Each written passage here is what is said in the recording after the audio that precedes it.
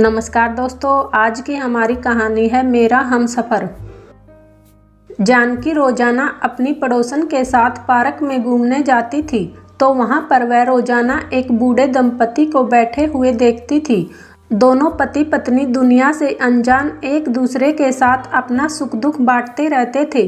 कभी एक दूसरे से मजाक करते, कभी एक दूसरे से तकरार करते। उन्हें देखकर पार्क में आने वाले सभी लोग उन्हें लैला मजनू की जोड़ी कहकर उन पर व्यंग्य कसते थे, परंतु वे सब की बातों से बेखबर अपनी दुनिया में मगन होकर जीते थे।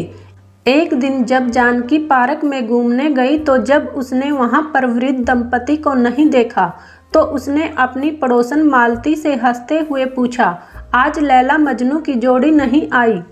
यह सुनकर उनके पड़ोस में रहने वाली मालती आंखों में आंसू भरकर बोली, अब लैला मजनू की जोड़ी पार्क में कभी नहीं आएगी। यह सुनकर जानकी आश्चर्य से बोली, क्यों, उन्हें क्या हुआ? आज के बाद वे पार्क में क्यों नहीं आएंगे? क्योंकि कल शाम यहाँ से जाने के बाद दोनों की मृत्यु हो गई। पहले पत्नी की दिल का दौरा पड़ने से मृत्यु हुई, बाद में पत्नी की मौत की खबर सुनते ही पति भी भगवान को प्यारे हो गए। जानती हो उनका असली नाम क्या था? जानकी ने सकुचाते हुए पूछा, क्या नाम था दोनों का?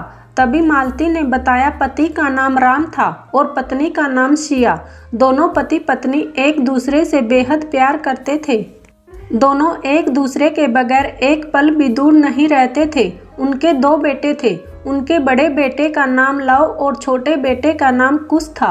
दोनों बेटों को उन्होंने बड़े ही लाड प्यार से पाला था, उन्हें अच्छी शिक्षा दिलाई थी। जब वे अपने पैरों पर खड़े हो गए, तो उन्होंने दोनों भाइयों का विवाह 2 सगी बहनों अंजू और मंजू से यही सोचकर किया था। ऐसा करने से दोनों भाइयों में आपस में प्रेम बना रहेगा, परंतु इंसान सोचता कुछ और है और होता कुछ और। दोनों बेटों की शादी के कुछ महीने बाद ही उनके घर में दोनों बहनों में आपस में कभी खाना बनाने पर तो कभी घर की सफाई करने पर आपस में लड़ाई झगड़ा होना शुरू हो गया था। जब सिया ने दोनों बहनों को समझाना चाहा, तो उनकी छोटी बहू मंजू बोली, मुझे इस घर में नहीं रहना, मैं तो अपने पति के साथ अलग घर में रहूंगी। मंजू की बात सुनकर उसकी सास बहुत दुखी हुई। बड़े मन से उन्होंने दोनों बेटों की तरफ देखा, तो दोनों बेटों को मौन देखकर वे समझ गई कि अब इनका एक साथ रहने का मन नहीं है। तब उन्होंने दोनों बेटों को अलग घर में रहने की इजाज़त दे दी। जब घर अलग अलग बट गए, तो जिम्मेदारियां भी अलग अलग बट गई थी। बड़े बेटे लव को शहर वाला घर पसंद आया, तो छोटे बेटे कुश को गांव वाला घर पसंद आया। या अपने छोटे बेटे कुश के साथ गांव में ही अपने पति के साथ रहना चाहती थी, परंतु छोटी बहू मंजू ने दोनों को साथ रखने से साफ इनकार कर दिया। छोटी बहू अपनी सास से बोली, मम्मी जी आप मेरे साथ रहेंगी और पापा जी अंजू दीदी के पास रहेंगे। छोटी बहू की बात उसके ससुर को बेहद बुरी लगी। उन्होंने दुखी मन से सिया से कहा, आज के बाद मैं इस घर में कभी नहीं आऊँगा। यदि तुम्हें मुझसे मिलना हो तो रोजाना शाम के समय पार्क में आ जाया करना। पति की बात सुनकर सिया की आंखों से जर्जर आंसू बहने लगे थे। जो पति उससे एक पल भी दूर नहीं रहता था, आज वह उससे दूर अपने बड़े बेटे के पास रहने जा रहा था। दूर दूर रहने से दोनों पति पत्नी बीमार रहने लगे थे। राम को ज़्यादा सोचने से शुगर की बीमारी लग गई थी और सिया को ब्लड प्रेशर की बीमारी लग गई थी। जब सिया अपने पति राम से मिलने पार्क में आती, तो दोनों एक दूसरे को देखकर बेहद खुश होते। जब सिया अपने पति से उनका हालचाल पूछती, तो वे हंस कर कहते, मैं बहुत खुश हूँ, तुम कैसी हो? तब सिया भी हंस कर कहती, मैं भी ठीक हूँ, बस भगवान से एक ही प्रार्थना है कि वह हम दोनों को एक साथ ही अपने पास बुला ले, क्योंकि यदि तुम्हें कुछ हो गया तो मैं तुम्हारे बगैर जी नहीं पाऊंगी। दोनों ने एक दूसरे को अपनी बीमारी के बारे में बताया भी नहीं था। बस जब भी उन्हें कोई परेशानी होती, तो वो दोनों चुपचाप मेडिकल स्टोर से दवाई खरीद कर खा लेते थे। दोनों का आपस में इतना प्यार देखकर पार्क में आने जाने वाले लोग उन्हें लैला मजनू कहकर उनका मजाक उड़ाते थे, परंतु उन्हें इस बात से कोई फर्क नहीं पड़ता था। वे दोनों बस एक दूसरे से अपना सुख दुख साझा करते थे। बड़ी बहू का व्यवहार तो अपने ससुर के प्रति अच्छा था।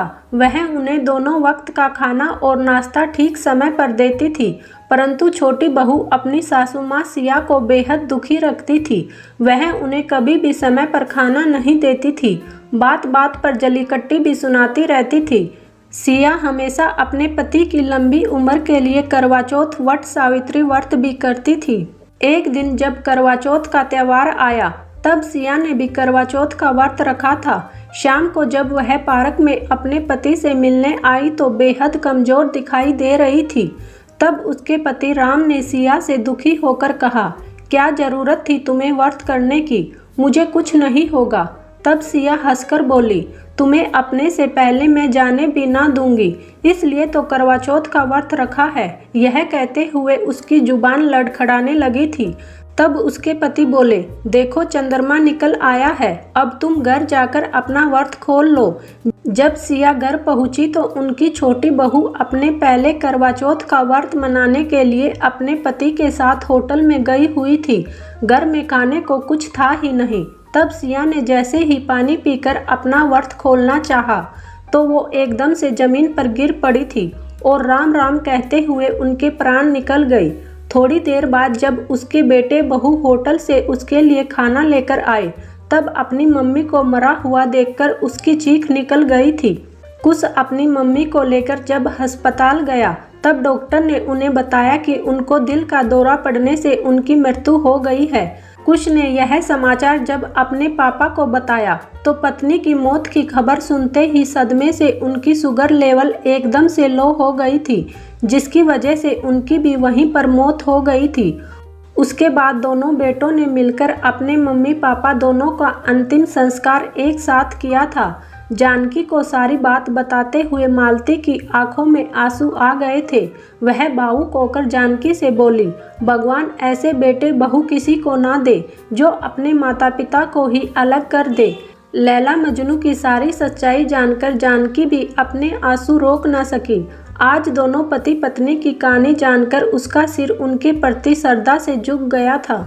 दोस्तों, बुढ़ापा जिंदगी का वह दौर होता है जिसमें पति पत्नी को एक दूसरे के साथ की बेहद ज़रूरत होती है। इस अवस्था में जब उनके बच्चे उन्हें अलग कर देते हैं तो उनका दिल टूट जाता है। इसलिए भूलकर भी अपने माता पिता को कभी अलग नहीं करना चाहिए, अन्यथा वे जीते जी मर जाते हैं। जिस तरह हमारे बचपन में माँ बाप ने हमारी सारी जिम्मेदारी बखूबी निभाई थी, उसी तरह हमें भी उनके बुढ़ापे में उनकी हर ज़रूरत का ध्यान रखना चाहिए और उन्हें मान सम्मान देना चाहिए। उम्मीद है दोस्तों आपको हमारी यह शिक्षाप्रद कहानी पसंद आई होगी। आप भी अपने कीमती सुझाव कमेंट में ज़रूर बताएं। साथ ही वीडियो को लाइक और चैनल को सब्सक्राइब भी करें। फिर मिलते हैं किसी और इंटरेस्टिंग कहानी के साथ। तब तक के लिए धन्यवाद।